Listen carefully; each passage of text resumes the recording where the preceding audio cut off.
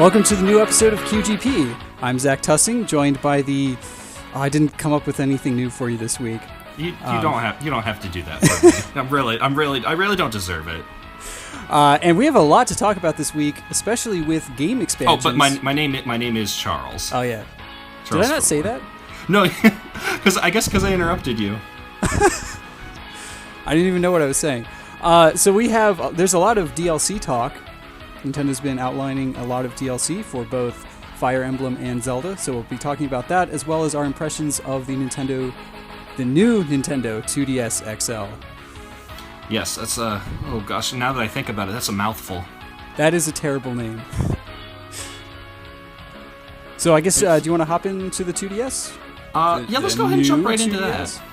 Because that's that kind of came first, and then the DLC sort of trickled in after that. Mm-hmm. Yeah, so the new 2DS XL, according to Reggie, this is the in-between model. If you're looking for something better than the, I think $80 2DS, but you don't want to go to the Cadillac, as he put it, of handheld gaming, the new 3DS XL. I really wouldn't say the 3DS is a Cadillac by any means. I just love the way he put that, though. It's like, really? I mean, I love my new 3DS, but... I as do I. But I feel like it's still a bit of a stretch calling it the Cadillac. Yeah, I would have a lot easier time calling the Vita a Cadillac of... Yeah, well, and especially since they have the Switch out, I feel like that's kind of the Cadillac of... yeah. More... What would be a better comparison? It's like it's their show horse. No, sure, not quite. I guess. Anyway, I saw this and I kind of did a double take when I first saw the announcement. And I was like, I checked the calendar. I was like, is it April 1st? What is this? Because it looked exactly like this, like a prank video. Yeah, it looked like a mock-up. When you sent me the video link, I thought it genuinely was like some fan mock-up. Yeah. Because I swear, I'm sure if you Googled that, someone will have made something like that, called the new 2DS XL. Featuring Dante from Devil May Cry and Knuckles. Yeah. But it's what it is basically. It's the next version of the 2DS. It has the same basic hardware. It has the same processor, and the extra buttons that the new 3DS has. That will never be utilized by any developer. I'm still baffled by those extra shoulder buttons. Like the C stick is great for a couple of games. The shoulder buttons, I just don't. Yeah, I love the C stick for Monster Hunter, but that's pretty much it. I wish more games used it. I tried out Smash 3DS, and I'd already been playing the game for 60 plus hours before they implemented the new 3DS patch to use the C stick, and then at that point I was just used to not using it. So yeah, it's I don't know. They probably could have maybe thought about that. Maybe does Ever Oasis use it? I feel like it should. I feel like it should. If it doesn't, then it's definitely gonna feel missed. Unless it does that thing where you just use the shoulder buttons to rotate the camera. I prefer that for lock-ons personally. Right. Lock-ons or maybe aiming. Anyway, or maybe actually use those extra shoulder buttons. Anyway, we're getting a little off topic. It has the same. It looks very similar to the new 3DS XL. The only real difference is that it doesn't have the 3D screens. So it has the same resolution as the XL, the 3D XL. It's just not in 3D.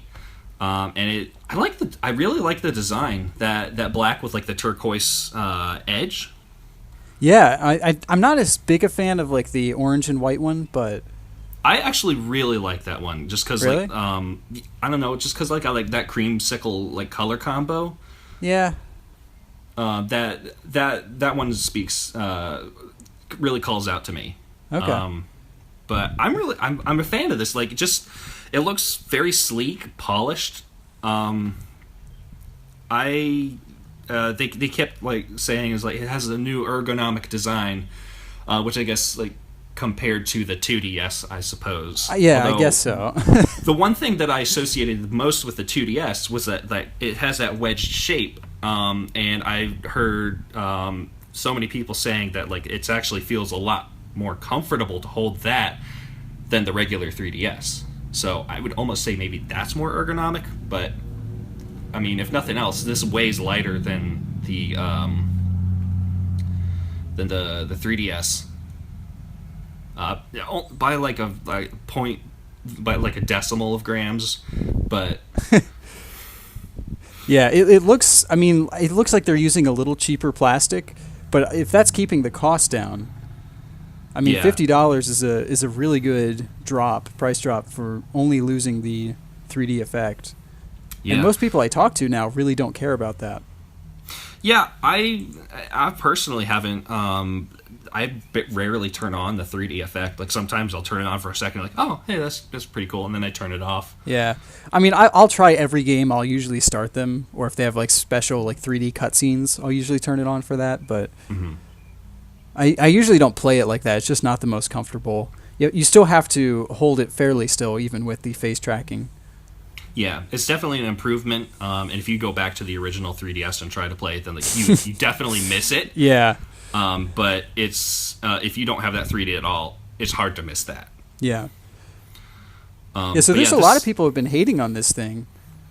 Yeah, and like I guess I can kind of understand that. Like they just like it almost feels like the 3DS is kind of nearing the end of its cycle. Like Nintendo keeps stating like, hey, we are definitely going to keep supporting our the 3DS, but they also said that for the Wii U as it was dying. Now, granted, 3DS has been doing a lot better than the Wii U.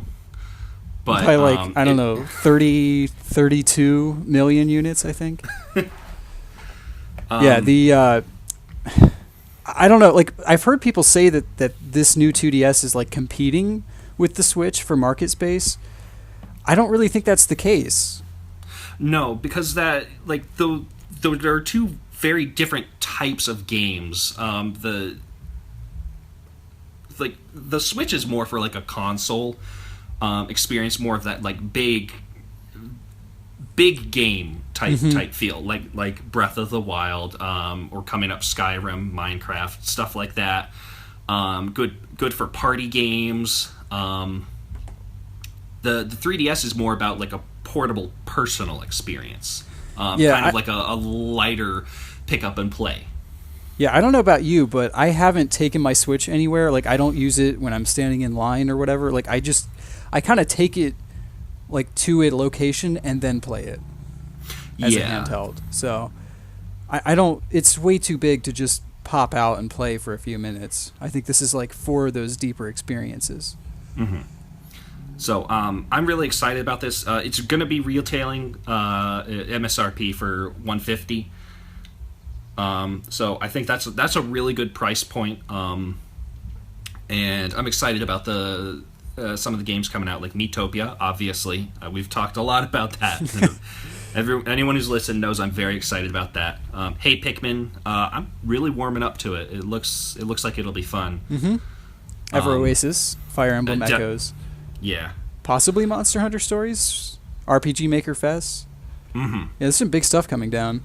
So, I think this is the right direction for Nintendo to move with the 3DS. I wouldn't be surprised if they just eventually kind of let go of the whole 3D thing, because it really came. The 3DS came out when 3D was kind of at the height of its, or it was just starting to become like a really big thing. Yeah, the media was telling people that was what they wanted, and I think everyone kind of went, nope. But it seemed like a big deal at the time. Yeah. But if nothing else, it's just kind of that's become less important, and what's become more important is just the focus on that gameplay. Mm-hmm. versus that like, whoa, it's like it's jumping out of the screen. Yeah. The dog is reaching out to shake my hand. Mm-hmm. Wow. I was literally just thinking of that moment. So do you think 2017 is going to be the last year of 3DS? Or do you think we're going to see something into 2018? I definitely think we're going to make it into 2018. I don't really see them introducing another iteration of the 3DS. I think this is probably going to be it. Mm-hmm. We might get something in 2018. Like maybe they'll come up with a faster 2DS.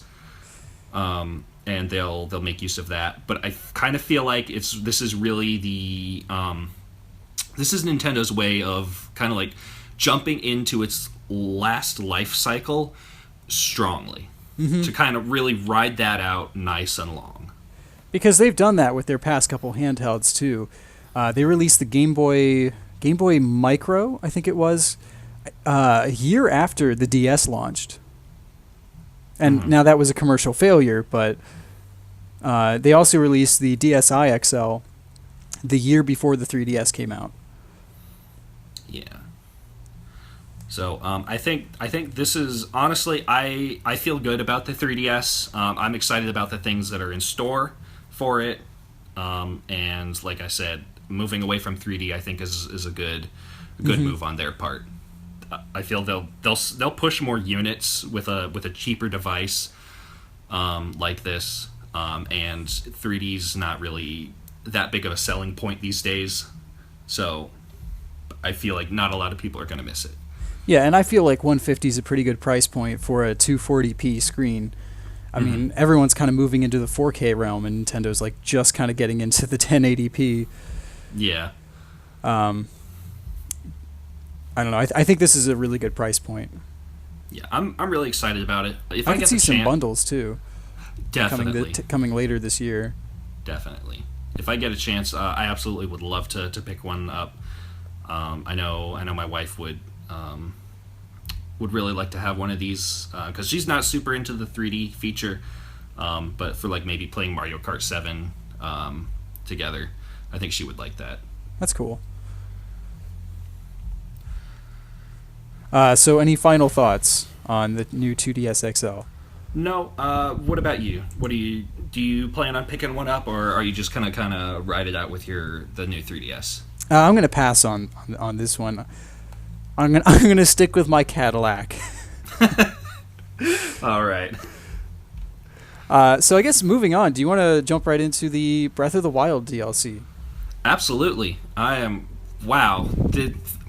Oh boy, that's a lot coming. It's a lot more coming than I expected, honestly.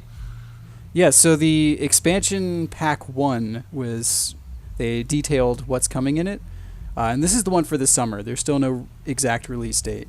Mm-hmm. But there is a Korok mask. Yes. So finally try and help find all of those Koroks. Yeah. This is something that, like, the game I feel like this should have been included in the game from the get-go. Absolutely. Absolutely. I kept thinking there was a way, like some secret way of being able to find more of them. Mm-hmm. I remember when I found out you can take pictures of things and then track them. I was like, wait, I'll take a picture of the Korok and then track them, and that doesn't work. So this kind of sounds like the solution for that. I don't know why it needs to be in the DLC, though. I really think this should be in the update. Right. Like just a free... It feels a little cheap of Nintendo to put something that feels almost mandatory behind a paywall. Especially since you can't buy this expansion pass by itself. You have to buy like the whole thing. Right.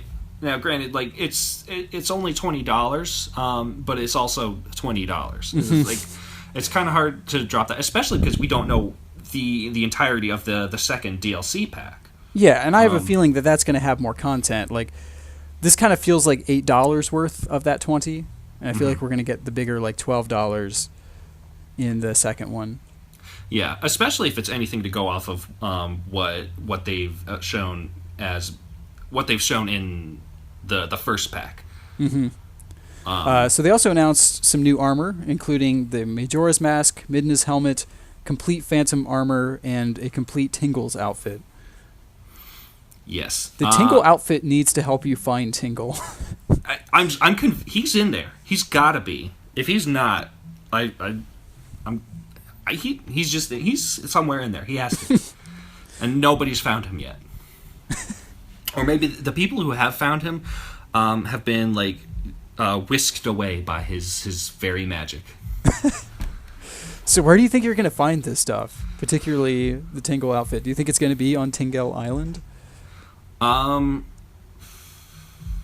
think it should be. That would be my first guess, honestly. I don't think there are any new shrines included with this DLC, are there? Unfortunately not, which means that I'm still 3 heart containers away from completing it. Well, maybe that's something that they'll add in the second pack. Yeah. But if I were to make a guess, like if I were to start looking for the Tingle armor, I would try Tingle Island. Which actually brings me to an interesting point. I was kind of overwhelmed, like thinking about trying to find all of this stuff. Like the world is so huge. Mm-hmm. Where are these things going to be? Are there going to be hints towards where they are? Because I don't really want to like look up someone's video on how to find them, unless I really have to. The way that I had heard it was that there are going to be NPCs in game who will, like, they'll hint at it. Like they'll tell you, like, I heard that there's like this treasure over there. Like there was a legend of some treasure, and that's how you would kind of get that clue as to where to start looking. Okay. I think that's the best way they could possibly organically implement that. So what stat effects do you think these are going to have? I feel like Majora's Mask is going to have. Can you bring a moon down? I don't think so, but I feel like it would have some sort of special power, closer to a Red Moon event. Just because I feel like the crashing of the moon into Termina kind of parallels somewhat to the Red Moon, in that they're both cosmic events. Very, very significant events. Yeah. So I feel like you would get some sort of maybe bonus or some stat. Like you would probably get like some kind of nighttime bonus. I can't think what that would be. Maybe it makes it easier to climb or jump or something, because like Skull Kid could kind of float around. Mm-hmm. But maybe it enhances some sort of ability, like maybe your attacks are stronger during the night of a blood moon. That'd be interesting. I wonder if you could inflate a balloon and ride it with Tingle's outfit. Honestly, I feel like the most obvious stat bonus that you would get from a full set of Tingle's armor would be rupees would be more plentiful. Yeah. Phantom there's got to armor, be something. The Phantom armor might just have like higher defense. I'm not sure. Not sure what's official like stat it would have. Yeah, it looks wicked cool though. Yeah, that's the thing I'm most excited about. And I can't even hazard a guess about Midna's helmet. Maybe it enhances magnesis somehow, because like she had the hair hand. Yeah, I don't know. Maybe that's maybe the only it gives connection I can think of. It would be interesting if it gave like a stat boost to your Wolf Link amiibo when you scanned him in. Yeah, maybe it lets you ride him. Oh, that'd be interesting. Yeah, that's about all I had on the armor. So the travel medallion is useless. Well, I could see it being interesting in like maybe a handful of scenarios. Like I could see it What being scenarios? Well, here's the thing. I see it being a good quality of life kind of thing for like a very specific situation, but for normal use, I really don't see it being particularly handy. Like if they're like maybe if there's like a specific area where something happens that doesn't have a travel point close by that you want to get back to like immediately, then being able to warp back to that specific spot can be handy. It just saves a little bit of time. But I can't think of any particular locations where that would be handy. Because like anywhere useful is really close by a shrine or tower. I was really going like I was racking my brain to like find why this would be helpful, and I just couldn't think of a single place that I would put this. Like the best thing I had was like Terrytown. Yeah. But the thing is, there's a shrine like right up the cliff, and it takes you like 20 seconds to glide in. Right. From that spot. Which, I mean, that was part of the developers. Like that was intentionally done by the developers to put shrines near points of interest. Mm-hmm. And having done all 120 shrines and having all the warp locations on my map, there's really not anywhere that I would use to put this. Right. So, I guess if I maybe like if you haven't gotten all the shrines and you haven't found one close to something that you're investigating, then like you've basically already said it. Anything interesting is already near a shrine, and if there's no shrine nearby, there's not really anything worth being there for. Yeah. Like worth teleporting back to. Like I'm not saying that like there aren't things in the world that are interesting that aren't near a shrine, but like anything significant that you would want to return to. Yeah. So I think we're on the same page on that one. Yeah. What do you think of the new hard mode? I've got mixed feelings about it. On the one hand, I'm excited that the game will have stronger enemies from the get-go. That seems kind of obvious though, but having new the maximum level enemies being able to be stronger than even that is exciting.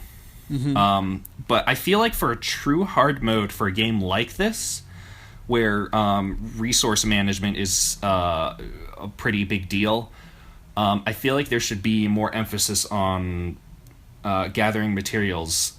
So in that regard, gathering is harder. Resources are more scarce. Which might actually put a use to the travel medallion. Right. For good measure, like maybe add some sort of meter, like you need to keep Link fed as well as keep his hearts full. Mm-hmm. So there's kind of like this constant struggle. Like, well, I don't really need like all the health, but Link's gonna starve if I don't feed him something. Yeah. And then he's like, but if I do that, then I don't have this food that I need for this fight that I'm anticipating. So I feel like maybe like a hunger kind of resource management feature would be kind of I feel like that would really enhance the hard mode experience. Yeah, definitely. This feels a little bit lazy to me. I understand that they were trying to get this out as soon as possible. And truthfully, this probably should have been there at launch, but I'm not going to argue that there wasn't $60 or more worth of content in the game. Right. From the beginning. I'm not sure how I feel about the enemies regaining health during battles. Mm-hmm. So you have to like pick one enemy, make sure you take that one out before you can focus on any of the others. Yeah. And it doesn't really give a like there aren't any videos of it, I don't think. So there's no way of knowing like until you get it how quickly that health regains. So I don't know if it's just like 1 second, like a point of health goes back, or like 5 points go back. Like I don't know what's the recovery rate. I typically will like focus on one enemy at a time anyway, so yeah, I don't really see it being too like for boss battles. I could definitely see it being a new challenge. Well, and enemy caves too, like the skull caves. Those are going to be darn near impossible. I mean, my tactic is always like hit the whole group and then like weaken them up, and then go in like one at a time. I don't know. I think getting off the plateau is going to be very difficult. Yeah. Starting from hard mode, just because like all you can find at the very beginning are like sticks and rusty weapons that break so quickly. Right. And you're going to be battling a constant swarm of blue bokoblins from the beginning. Which, I mean, you remember how hard those were on the plateau. When I brought the game over to you, you died like 3 or 4 times from it. Right. There's also flying platforms. Sorry, I didn't mean to... No, go on. Flying platforms in hard mode. There'll be enemies in the sky that will try and shoot you out of it. Yeah, and also treasure chests in the sky. So maybe like, okay. So this is how like I would ideally like for it to go. I would love if there were floating islands. I feel like that would give like a whole like literal an extra layer of exploration, is being able to explore the sky. What if that's the second DLC pack dungeon? I would probably lose it. This is still pretty cool though, because when I thought about it, I was like, what if you get on one of those and then use the Deku leaf? Like, can you fly around on these? Yeah. Like, would this be a new way of getting around, or are these things like fixed in the air? Because that would be really cool. That would. Do you have any other thoughts on hard mode? No, I think we about covered it. Okay. Hero's Path mode. I'm mixed on this one too. Yeah, give me your thoughts. Okay, so I love the idea of this, but where was this when the game came out? Right? Like this should be free. You know, like give someone like a taste of what you might be getting with the DLC. But like this and the Korok masks should absolutely be free, because it affects the way you play the game. Right. I went for all the shrines and I tried to do all the Koroks. I'm about like 50 short. But like that would have been so helpful when I was playing through the game, like the first time. And I feel like this DLC is really good if you haven't started the game yet. Like if you start the game with all of this DLC implemented, like you're going to have a better experience. Right. Like you're basically playing the best possible version of the game. Yeah. I don't know. What are your thoughts? I kind of feel the same. I could see this being super useful, especially since I'm starting a new playthrough. I think it's really actually kind of interesting because I think it records the last 200 hours of gameplay, which is incredible. It shows where you tend to spend the most amount of time, and you can like rewind it and like see like watch your travel path, which I think is really neat. Yeah. Like when this comes out, like we definitely need to get together and like watch each other's, because I think you'll see mine is pretty much just zigzagging like a crazy person. But I do actually want to start another file, and I think I'll wait till the hard mode comes out, because I told you this. I want to do a file where I never pull up the map, because I think you kind of inspired me to try that out. So yeah, well, it's not that I don't pull up the map; it's just I don't have that mini map. All I have is the heart meter. Well, that was the thing I was adding on top, is I don't want to ever pull up the map. Okay. So I guess as a consequence of that, you also won't be teleporting anywhere? Yeah. Okay, wow. That's so that's a real challenge. Yes, it is. I mean, I remember where a lot of stuff is, so that'll help, but yeah, it's just I guess for me it would just be the tedium of having to go back and forth, especially because like there are a couple points early on where like you have to go back and forth from Kakariko to Hateno, and then back to Kakariko, and then back to Hateno, and then yeah, I mean some of that can be avoided, and also horse, so it'll encourage me to get a horse early on. Well, and get a good horse. Yes, unless you can snag that Epona drop. Which I did once through an amiibo, and I don't know what happened to her. What? You lost Epona? Yeah. That's it's the never best horse. never spawned her again, so I don't know if she's still somewhere out in the world, but what the heck?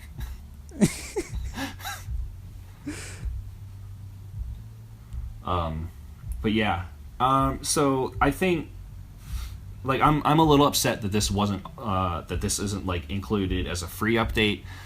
But I think combined with everything else, I guess it's worth the cost of admission. Yeah, I just don't think you should have to force people to buy that just to, like, because people are going to wonder if the game is like made better with these new features. Mm-hmm. And you shouldn't have to make someone put down $20 at launch to get that. Yeah. Well, and so far, and I think like everything that they've mentioned in this in the expansion here it feels like a natural enhancement of the game. So like you have like I said before, the best possible version of the game, and it feels like you go into that without that, and you're kind of playing like a half-baked experience. Sorry, the dog is freaking out because she heard thunder. Like, even if you don't know those features exist, you miss them. So that was if you heard the scratching noise. I closed the door for recording and she burst in. What? Yeah. So the final thing, and this is the most exciting to me, the Trial of the Sword. So it's like the what was the thing? Yes. The Pit of what was? Yeah. But revamped because it's basically like Cave of Ordeals, Evertide Island. What was the name of that island? Okay. Yes, the survival island. Eventide, I think. Yeah. So there are 45 rooms, and you start. Yeah. It takes away all your stuff. It's basically the Pit of 100 Trials. What if you get spirit orbs by completing a certain amount of rooms? Mm-hmm. I just thought of that because it looks very shrine-like in the screenshots we've seen. That. Yeah, I honestly wouldn't be that surprised, especially because like with things like these, reawakening the obviously power you're going of the for the Master ultimate Sword. prize at the bottom, which in this case, what does that mean? The full power of the Master Sword, which I think. So what I read this on the Zelda website. Oh, wow. What happens is the sword stays fully powered all the time, rather than staying full powered when it's near a guardian or near Ganon's magic. That weird Ganon goo.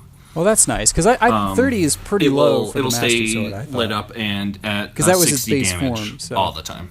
So this is like going Super Saiyan all the time. Mm-hmm. Until it runs out of power. Yeah. Yeah. Yeah, it does. I used it. That was the only was, weapon. I brought a whole inventory full of weapons. It actually lasts a lot longer in its power and I only ever used the Master Sword.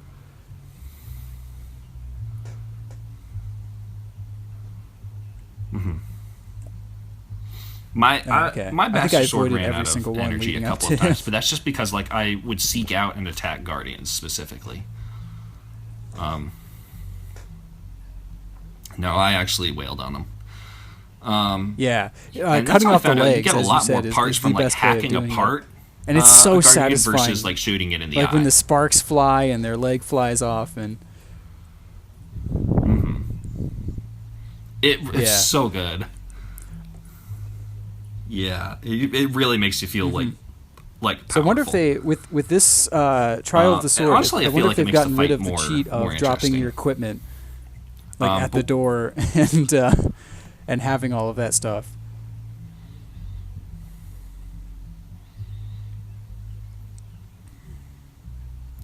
Yeah, I would imagine that it's the sort of thing that would take your which is why I was thinking maybe if there is like one of the monks at the end upon accepting entrance. Or partway through, like every few floors. And unlike the Cave of Ordeals, this one actually has foliage.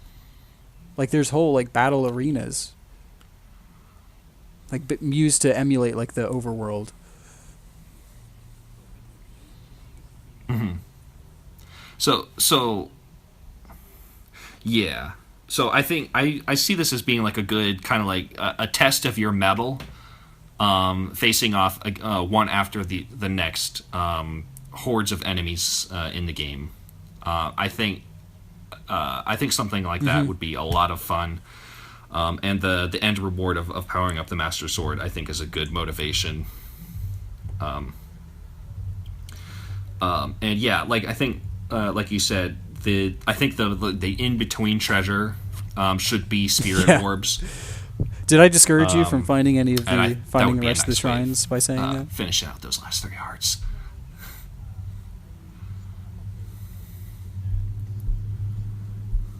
Okay. No, I'm okay with that. It's annoying, but I've kind of broken my own rule in my new playthrough of not powering Link up at all. I've been powering up his stamina, but not his hearts. I think that's fair, though. I could still like climb. It's and run the longer, stamina but, helps like, you I with still the take, like flight like, option massive damage of an encounter.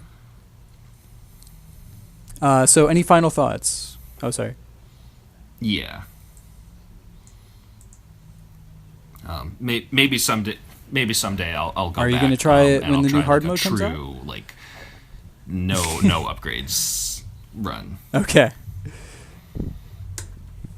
I probably. So any final thoughts? If I'm feeling daring, then I might. No. I think overall this is a pretty hardy update. And I'm excited for it to come out. I still need to purchase the pass. So I'm probably gonna. Hopefully, I'll be able to purchase that soon, so that I can just get it when it drops. So moving on to but it might be a little the bit after Fire before I Emblem can get it. Echoes We'll Shadows see. of Valentia Season Pass. Did you watch the trailer for it? Okay. No, Well, let me I start actually with the haven't price. seen it, so you probably have So, more to say the about season this, and I pass, guess have I'll you just seen give the my price on opinions it? based on that. Okay. $44.99. Okay. I haven't. The game itself costs $39.99. Okay. Well, this had better be some good stuff. I'll say that right off the bat. So I think there's like 22 pieces of content coming. All right. And basically, you can buy each one individually, which I guess is a step up from the Zelda expansion pass. But basically, each one is like $6 to $12, and you get like two new maps and a dungeon, like per pack. And there's 5 packs that you're getting. Yeah. And how much was like each pack? Like the first one's like $7.99. The next one's $9.99. Like I think one of them has like they have different rewards. Like one of them I think has 3 different mega class updates. Like they're incredibly powerful classes that you can't get in the game. Okay, but so that's 2 dungeons and. Well, that's I think like I don't know 5 dungeons. There's not like an exact number, and they haven't detailed the final pack, but it's the cheapest of the bunch. I don't know. That it doesn't seem like something that would be $8. Oh, for the first DLC, there's only 2 maps in 1 dungeon. I didn't know I thought we were talking about the whole pass. No, $8 for 2 extra maps and a new dungeon. That's okay. it. Okay. I guess I guess that kind of works out about. Like we don't know how many dungeons are in the main game or how many maps, so it's kind of hard to compare it yet. Right. But this feels like less than a full second game, and it's more than the entire game. Yeah. I mean, it's like I don't know too much about this, but it just from the sound of it, it seems more expensive than it's worth. To give you like I guess like when I was playing Fire Emblem Fates, you play through you buy one of the stories, and then you can buy the second one, which is essentially a second game for $20. Right. So I'm having a hard time accepting this as like a worthy $45 spent.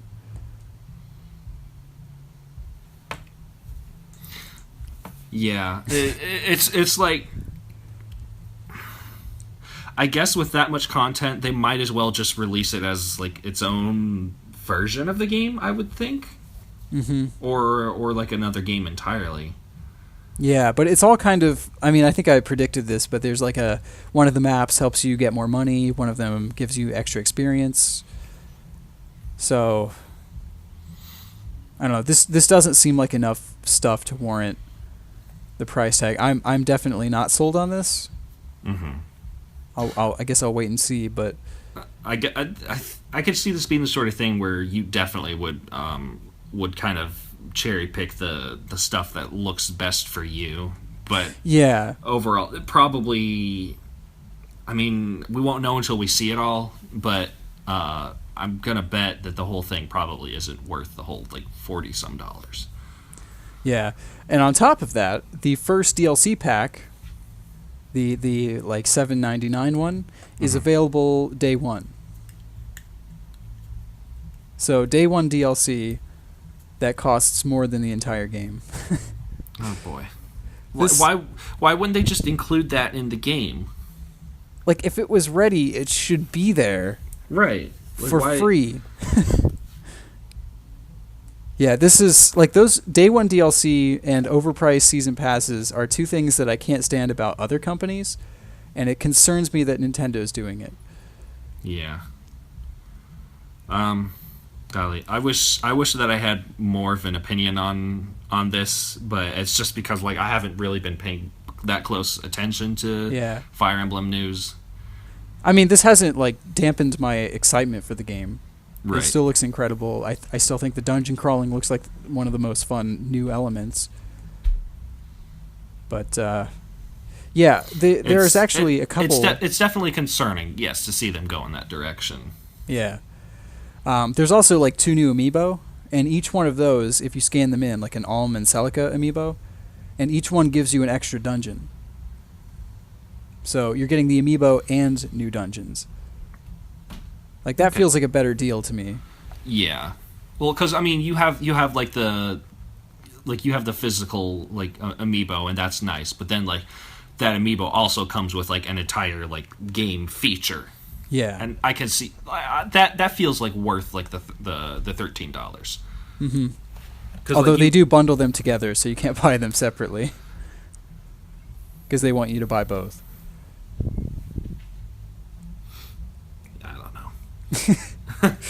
Yeah, just a little concerning to me. Yeah, I'm not gonna like thrash on this, but it's more the like the concept. Yeah, more than this actual stuff. Like, I've passed on most of the DLC for the Fire Emblem games in the past, so I wasn't really expecting to get this season pass. But it's definitely concerning. Like, if they're going to do this with one of their series, what's going to stop them from doing it with other series? Yeah. So I guess like while we're on the topic of updates and DLC, did you see the news for Blaster Master Zero? It's getting hard mode update, isn't it? Yes, there's a free hard mode update, which, considering my only gripe with the game was that it was too easy, this like basically like makes this like a perfect retro game to play. It's only $9.99, and there's a new demo they launched for it. Oh, okay. So I can definitely recommend the full game. Definitely check out the demo. Okay, yeah, I'll definitely get in on that. Because I was really interested in Blaster Master, but there was no demo, so like I'm kind of wary of buying stuff that I'm not able to really try out unless I could see a lot of like gameplay of it, like online. And if what I see online doesn't really like hit me very strongly initially, then I tend not to spring for it. Yeah. But if there's a demo, then there's a stronger chance that I'll be swayed because I've had a chance to experience it versus just watching it. It's not a bad price now with the new hard mode added. Mm-hmm. So they've also added they're adding 2 new DLC characters. Azure Striker Gunvolt is the first one, the 2 new DLC characters. Uh-huh. So he's available for free now for people who have the game. So I think for the next couple weeks he's free if you have the game. And then after that you have to pay some price. They haven't specified what. And then they're adding Ekoro from Galgun. I don't even know what that is. I've heard the title Galgun. I have too, but I don't know what that is. I couldn't tell. I'm willing to bet it's an anime game where you play as a bunch of schoolgirls that have guns. I mean, that's a pretty good guess given that they show what looks like a Japanese schoolgirl with guns. Not far off the mark. Yeah, so she'll be free starting June 1st. Okay. Again, for like they're giving it away free for people who have the game for the first 2 weeks. So I hope it's not like a I hope it's not on like the same level as like Senran Kagura. what is that? Oh, it's it's basically breast physics, the game. Oh, that. Oh, yeah. Okay, yeah. Now I know what you're talking about. Wow. Good old Japan. Yeah, always something. Yep. So yeah, I actually got a chance to play as Azure Striker Gunvolt, and it completely changes up the way you play the game. Really? So it feels like almost a new game after, because he doesn't like the whole thing about I forget the name of the guy you play as in Blaster Master, but he basically has a bunch of guns. That's Master Blaster. So he has like a bunch of different guns you can switch through for like the overhead portions. Mm-hmm. But the thing that Azure Striker Gunvolt does is he shoots these little tags basically, and they do a little bit of damage, but not a whole lot. But you can tag up to 3 enemies at a time and then electrocute them all. So he like shoots out streams of electricity. Okay, I think I remember that was like a big part of the. I played the demo for the first one. Yeah, and I remember the tagging being a big part of it. Yeah, so that's his main gun in this game. Okay, and it's very interesting because now it like you're encouraged to like take a few shots at enemies, but then like keep on the move, dodging their stuff while electrocuting them. Okay, so it kind of it's more of like a more about being like flexible and evasive versus being strong and kind of like rushing forward. Yeah, and so he has like a charge meter instead of a power meter for his weapons. Mm-hmm. So it's constantly recharging, but you use that charge meter for your special attacks. It drains it constantly when you're using the electricity, and he can also dodge any attack incoming, but that takes a lot of that meter. So it's all about relying on that meter and like using it conservatively for certain like strikes. So you can like walk through spikes, but it's going to take some of your charge meter. And if that gets down to the bottom, he doesn't have as much health as the main character from Blaster Master. Okay. So I might actually replay the entire game just as Azure Striker. Mm-hmm. You can even like use his tagging feature outside of the tank in the side-scrolling portions. Yeah.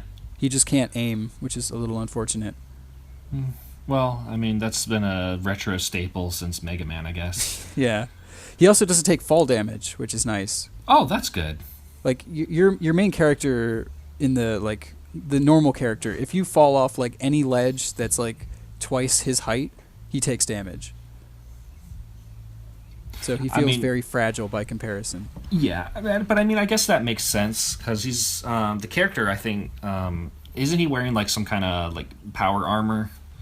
Yeah. So that's probably not optimized for long falls. So he's probably a lot heavier, and like in those segments, like it's obviously like pixelized and everything, but the sizes are pretty relative.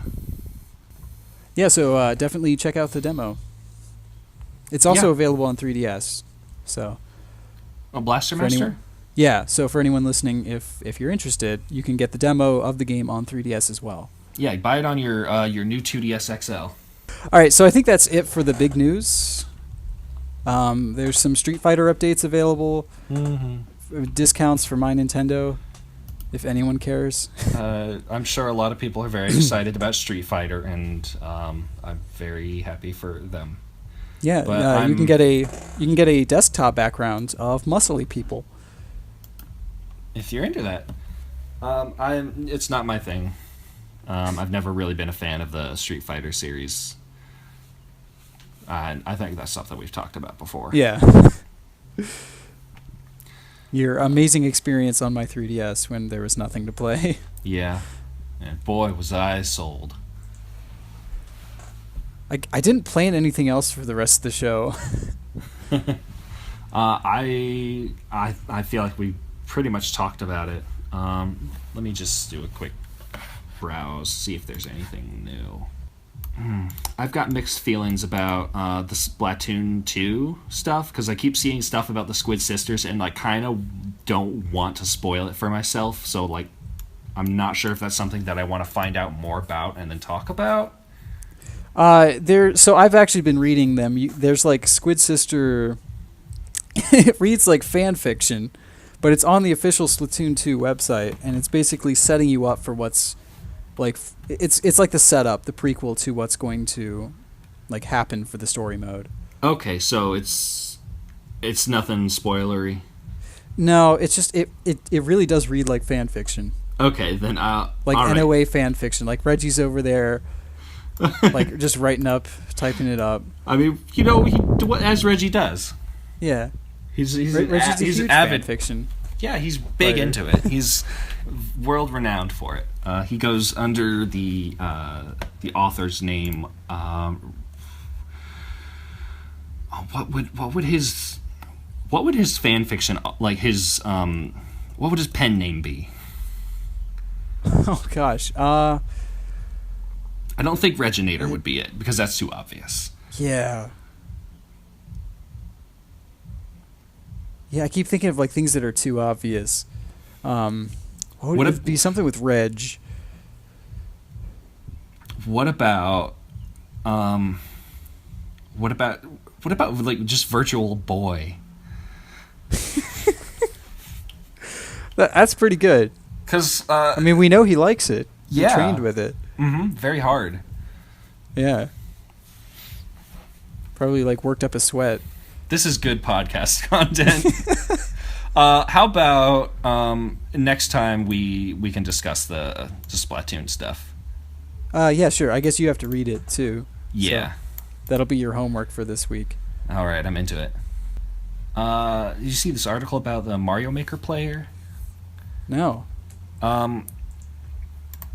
So this is kind of interesting. There's this hold on, let me find. Okay, so there's this guy who goes by the username Psycro,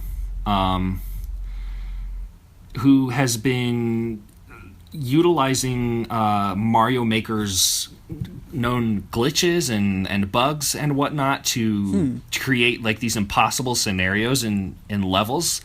It keeps getting banned, but he has managed to, or is it he? Yeah, he. So he's managed to kind of circumvent that by doing like a system transfer between another Wii U and then back, and that lifts the ban. Huh. So he's able to keep like these levels uploaded, and people are able to keep playing them. That's interesting. Yeah, because like Nintendo's apparently stopped supporting Mario Maker. They're not like updating it anymore. Yeah, they haven't updated it in a long time.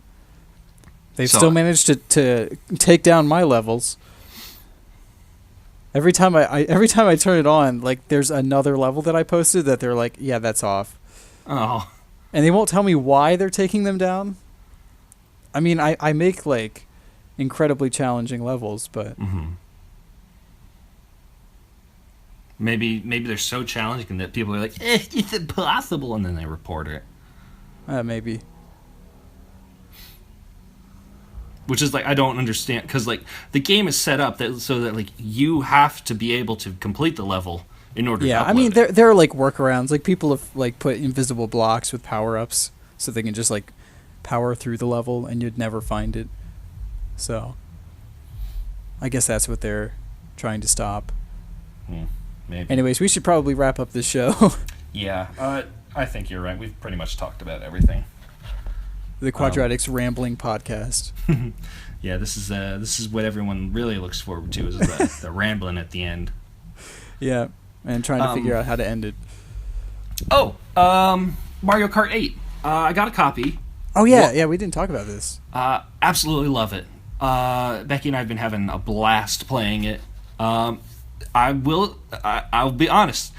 One of the first things I did was I popped that bad boy right in my mouth. And it is not tasty. But it's how long did it last? I mean, like, I only had it in there for a couple seconds and then I took it out. It's not like it was so bad that, like, I had to spit it out and like, wash my mouth out. So I guess I just have a hardier constitution than most people. I guess so. I don't know if I want to try it, though. I have 2 cartridges, but... Yeah. But it's... how to describe the flavor? It's like, I think I said it gave me that kind of like Novocaine type taste sensation. Mm-hmm. If you can like imagine that. It tasted like I want to say like dandelions. Have you ever eaten a dandelion? No. Okay, so it's dandelions have like this really like super bitter milk inside of the stems. Yeah, I've seen it. It's nasty stuff. It tasted about like that. Okay. But it was definitely. So would you recommend it?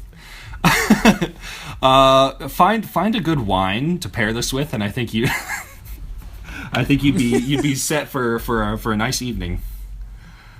No, it's would you top it on your burrito? Now there's a question. No, I don't think this would make a good burrito ingredient. I will say, however, due to its small size, easily the best thing you could possibly... Okay, not the best thing. Probably the easiest thing. Well, no. It's definitely an option if you were to try and one-hand a food while playing Super Mario Run.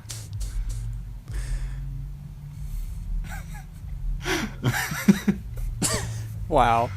All right. I think we've run out of topics. Yeah, we need to next time. We need to talk more about.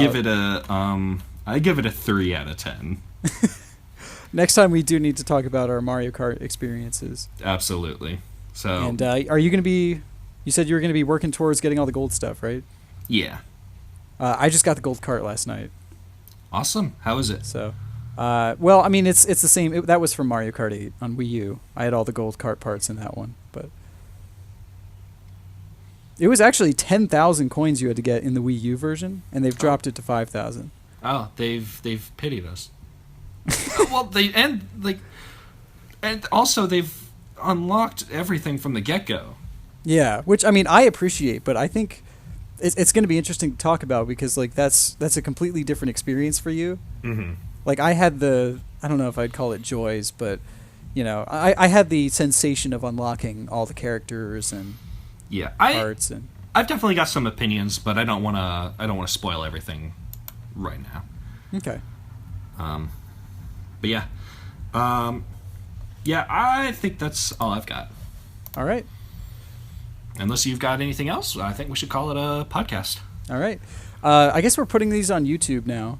Yeah. Because we're cheap and SoundCloud costs money. Yep. So. And YouTube doesn't. No, it does not. So while you're there, we should have more gameplay videos coming up. New Super Mario Bros. U and Sonic Adventure. Yep. And hopefully Super Mario 64 coming soon. Yes. I don't know when I'm going to have a chance to record anything for the belated Halloween episode. That's just what I keep calling it. Yeah. Well, eventually, if you wait long enough, then it'll be back Halloween around again. to that. Yeah. Yeah. I'll probably still call it the 2016 Halloween episode. No, you totally should. So I think that's probably the last time I'm gonna bring that up until it's ready. Until like some progress has been made on it. Yeah, Because I know I'm excited, but it's just that I haven't really had a chance to sit down and like capture gameplay of it. Because like I've got other stuff, like I have the Switch, and then there's ukulele, and then there are also nights where I just want to sleep. you know, that wonderful like 10 out of 10 game called Sleep. It's a different experience every time. It really is, and sometimes it's the best experience. Yep. All right, so that was our show for this week. I'm Zach Tussing. I'm Charles Fillmore. And this has been QGP. Thanks for listening.